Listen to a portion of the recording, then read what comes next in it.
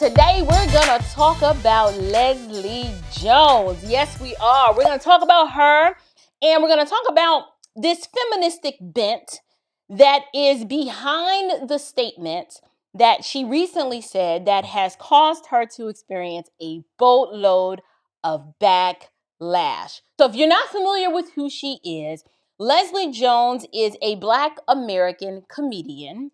And she has recently come under a lot of scrutiny for statements that she made that are absolutely feministic in nature, but in my opinion, are quite troubling and destructive. So y'all know me. I'm a devoted family builder, right? I'm married, I got the kids, I'm all about family. I'm trying to unite and create more Black families, and so we can have more Black babies. I love the white babies too. I want y'all to have some kids too. Trust me. It is all about all God's creation doing what God commands us to do, which is be fruitful and multiply and fill the earth and raise disciples and have all these wonderful image bearers and healthy marriages that reflect Christ's love for the church. And it's just a beautiful picture. But I wanted to cover Leslie's statements where she said that marriage was like slavery.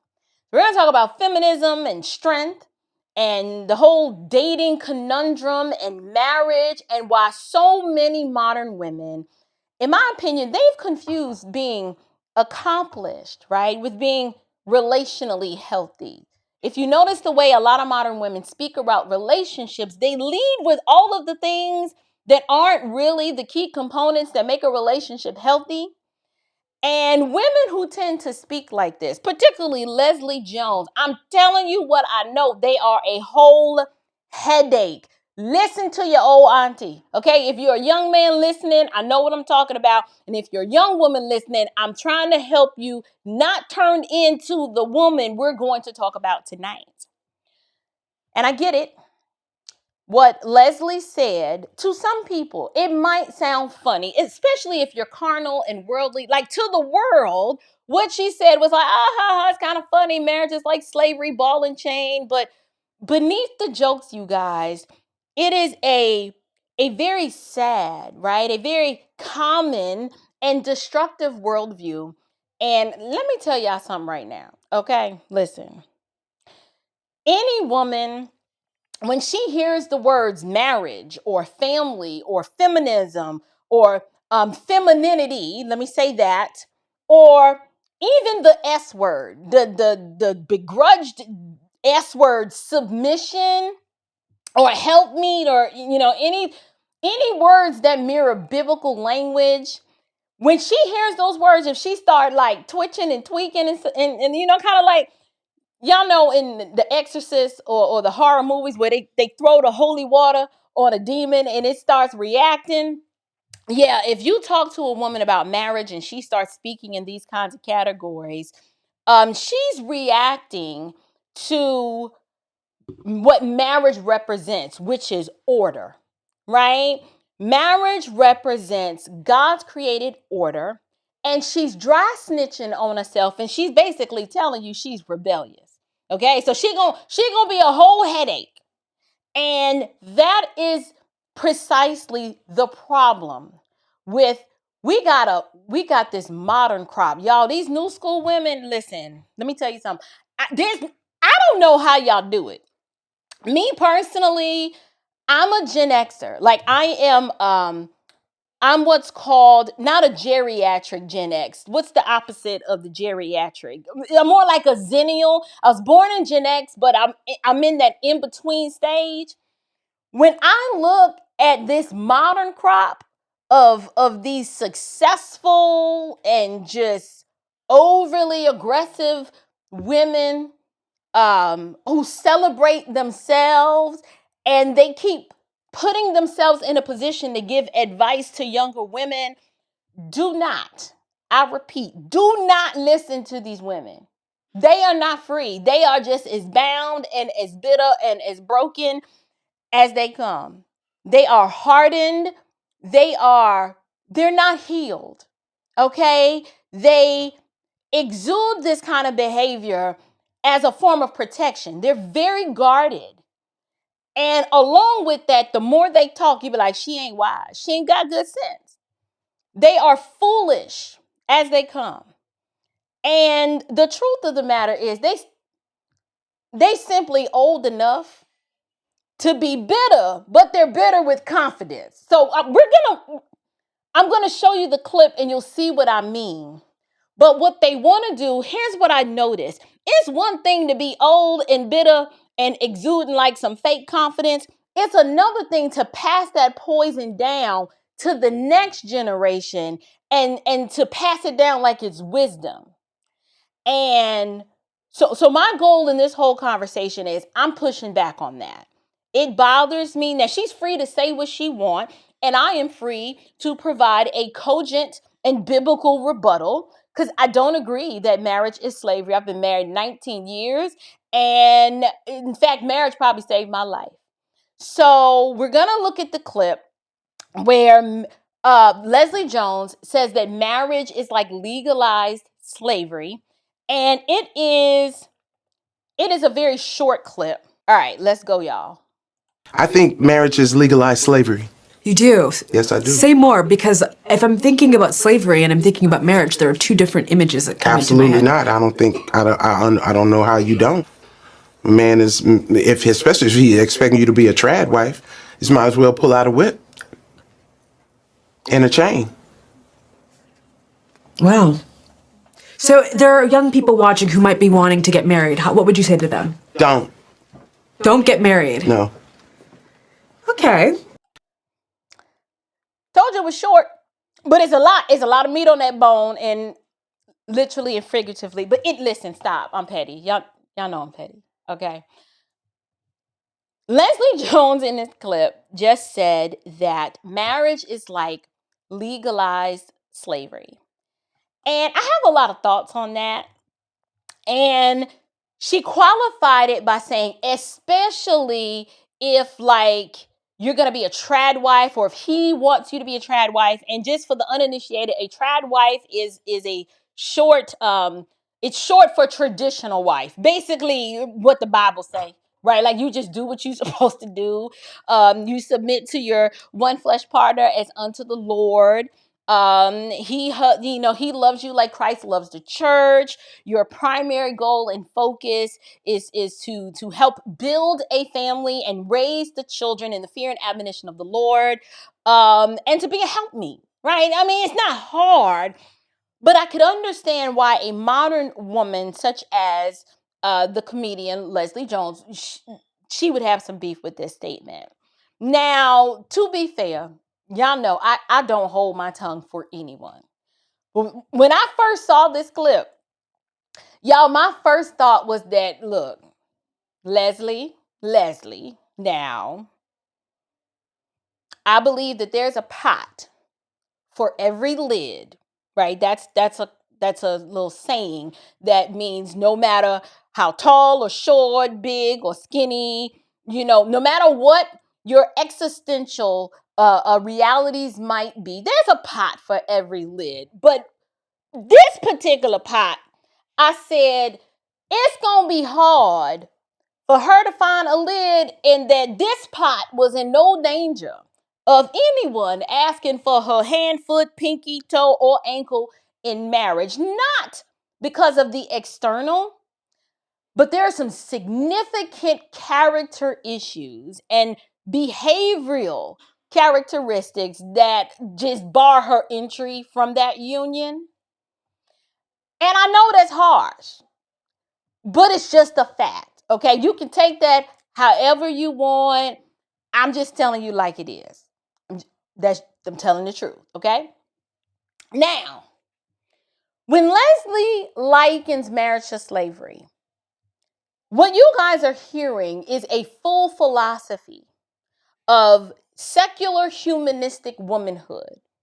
Right? Like you can say this loud and boldly and talk about how strong you are and how successful you are, how you don't need a man and marriage is like slavery. I mean, listen, when I hear her speak, I hear bitterness and brokenness.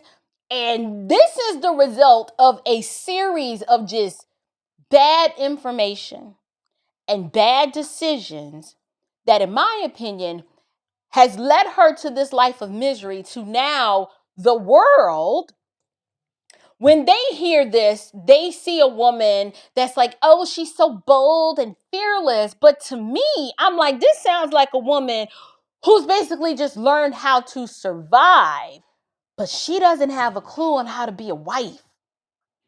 And in fact, there's another clip. I didn't have time to pull it. I told y'all we decided to do this show at the last minute. We're supposed to be talking about Trump, reign and fury on Iran, but now we're here. There's this other clip where she emphatically states that her father did not raise her to be a wife. And I said, dang, I said, that is very, very sad. But honestly, it is very common. And I'm coming from the vantage point that, sure, one or both parents can raise a daughter to be a survivor. The world is harsh and cruel and cold. And being in survival mode, yes, it will help you to do a lot of things. You can build a career. It'll help you get the applause and the approval of the crowd, right? It can, like her, help you dominate a stage. But those survival skills, that survival mode, it will absolutely destroy any chance of you having a sustaining or healthy relationship with a man. I'm just telling you the truth. Survival mode makes everything feel like a threat. So if you're a woman and you're in survival mode, softness is going to make you feel safe because you like, I'm out here bobbing and weaving, just trying to survive. So the concept of being a wife and being the weaker vessel and being loved like Christ loves the church and all those things, I could see why male leadership would feel like control.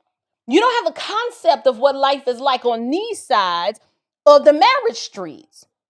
Survival mode, it makes, if you're trying to live as a one flesh partner with another human being, that can make you feel vulnerable because all you know is survival mode. And the sad part is that there is a level of vulnerability that comes along, yes, to be a wife, but to many modern women, that feels like death to them. And they like, I'd rather die than to put myself in a position to be vulnerable to a man. This is why she compares marriage to slavery. So what she does is she'll cloak the guarded boundaries that she's setting around herself. She'll cloak it in feminism and all of that women's empowerment language, right? So you'll hear I can do this and I got this and I got that. Like they always lead with this other stuff. But if you scratch beneath the surface, what you're often going to find is you ain't gonna find a lot of peace. Okay, peace? No, not peace like a river. No, more like a leaky faucet, maybe. But you're not gonna find peace. Absolutely, there's an absence of joy, and you won't see any semblance of happiness. But here's what you will see. And you'll see it in this interview later that I'm going to show you that she did with Kelly Clarkson. You're going to see pride, pain, like a lot of like control and domination. It's darn right scary. I'd be like, lady, you scare anybody when you come off like this. She's incredibly suspicious. And it's all of this emotional self-protection. And let me be clear, because when I talk like this, a lot of people hear what they want to hear. I am not of the opinion that women should be weak. I believe we are the weaker vessel, meaning weaker in comparison to the man, but that doesn't mean we're weak. And nor am I saying that women are supposed to just tolerate nonsense and that you should marry a lazy man or a stupid man or an abusive man, and Lord forbid, an effeminate man or a childish one, somebody with no vision. I'm not saying that. That's never been my argument. But what I am saying is that when a woman, when she becomes so self-contained, right? So self-exalting and rigid and suspicious, and just committed to all of this self-rule that she can't even honor the categories of male and female. Like, these are category distinctions that God made. This is not a human construct. When you find a woman like that, that's not a woman that is strong. She's just rebellious. That's it. But her original statement that marriage was like legalized slavery, I got to push back on that. I'm like, no. You know what is slavery? Sin is slavery. Just bondage to it. When you're rebellious, that's like slavery. Bitterness is slavery. All that pride and ego, slavery. Your feministic worldview, feminism is slavery. There's no protection from a man because they running from you if you're a feminist, and you are a slave to the labor market. You're just a slave to so many things. Feminism is such a harmful, toxic lie. Feminism is slavery. Self-worship, that's slavery. All this sexual chaos, that's a result of the feminism. That is slavery, which circles back to sin being slavery. And then the consequences of all of that I just mentioned, emotional isolation, that's like slavery too. But marriage, nah, marriage is not slavery. Marriage is a covenant that God created it to give societies structure, to be fruitful and multiply and fill the earth, and to be a reflection of what Christ's love for the church looks like. That's why the church is called the bride of Christ. Marriage is ordered after that. And with it comes responsibility and duty and companionship. And all of this, there's a fruitfulness that comes from a healthy marriage. And marriage is the primary institution that God created for humans to flourish. So to say that it's like slavery is to literally poo-poo on what God, his created order. And you're basically saying that God made a mistake and that you know better than him. And I'm like, the whole ideology behind her statement, it is an anti-God statement, and it deserves to be called out for the wickedness that it is. That's why I can see why some people were like, she got a demon. I mean, because she's aggressive with it. She's like, it's like slavery. And when the young lady asked her, well, what advice would you give to young women? She was like, don't get married. And I'm like, I don't think she's ever experienced the institution of marriage.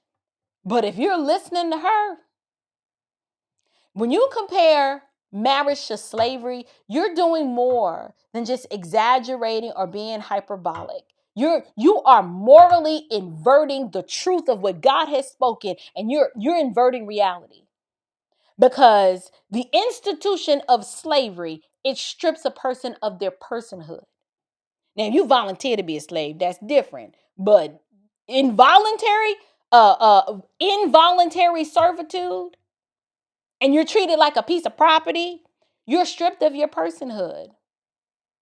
But in a biblical marriage, personhood is dignified. How do we know this? Because Christ commands the husband to love the wife as he loved the church, and he gave himself up. Who does that? In a slave-master relationship, the master is not giving himself up for his slave. That does not happen. Slavery reeks of coercion, whereas marriage is this covenant that we don't enter into lightly. We just don't. But slavery treats humans like their property, whereas marriage, as God designed it and as how God defines it, the husband treats the wife as a fellow image bearer under God, and he recognizes that they have distinct roles, duties, and obligations. What she's describing is not, I don't know what she's describing. And if she's in Hollywood, she has no concept of what a traditional marriage would be. But I don't know about y'all, but I prefer to take my cues from Ephesians 5. This is why scripture, listen, sin makes you stupid, but scripture will always set you straight. Listen, the Bible does not tell husbands to enslave their wives. It doesn't tell the husband to be harsh or cruel to their wives. No, in fact, it says the opposite. If you've ever read Ephesians 5, the husband is told to love your wife as Christ loved the church and gave himself up for her. That's what the husband is supposed to do. Give yourself up for her? That's not slave language. That's sacrificial language. That is a leadership that comes with a huge responsibility. It says, I got to die for you. And women, we're honest. We're like, whew, thank goodness it doesn't command me to do that, because we're built different. We're just built different. We're told to submit, but die. And we're like, I don't know about that part. I don't know. See the sinfulness in a female, we're just like, ooh, that's a lot. We're like, that's a lot. Listen, I get it. The point is, marriage, the way the Bible defines it, that is not tyranny. Why? A man doesn't hate his own flesh. And if he is to love his wife like Christ loved the church, how is that tyranny? He's giving himself up for it. That means the wife is to be cherished like his own body. We're not punching bags, nor should we be the object of harsh and cruel wrath. And yes, the Bible also talks about in Ephesians 5 what we're supposed to do. Wives are supposed to submit to your own husband, right? You submit to your husband as unto the Lord. Why? Ephesians 5 declares, when the Apostle Paul says for, he's explaining, he's exegeting what Jesus meant.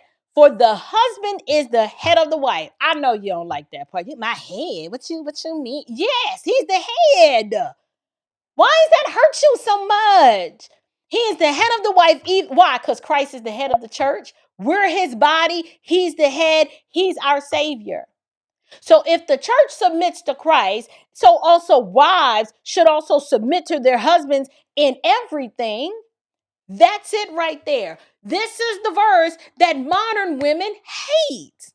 Now, I'm convinced they hate it because they hate God. So they just mad, right, at what God has spoken. But the verse that feminism, they gag on that verse. It is the verse that the culture, if the culture could find a way to explain that away, they could. And they would. But I'm going to say it plain. I've been married 19 years. Submission is not abuse. There's a whole lot of other things that can be considered abuse. But in a healthy, godly marriage, submitting is not abusive. It's just not. It is supposed to reflect a loving and willful, meaning I'm not submitting under the threat of coercion or you beat my brains in. No, it is a willful thing that wives do because we understand God's order. And we know that with submission, so many things come with that. Beautiful things, protection, provision, sacrifice, duty. I mean, you need me to go on? Submitting to God's order is not oppression. And male headship is not hatred.